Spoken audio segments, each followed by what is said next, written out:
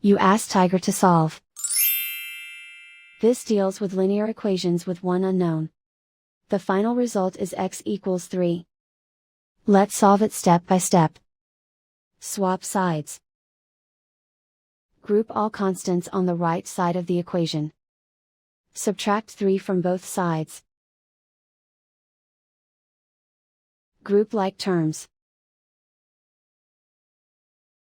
Simplify the arithmetic.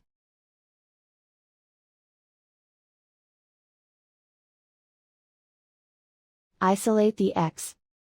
Divide both sides by -3. Cancel out the negatives. Simplify the fraction.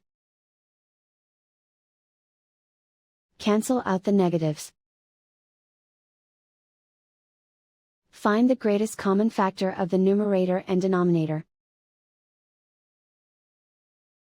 Factor out and cancel the greatest common factor. And so the final result is x equals 3.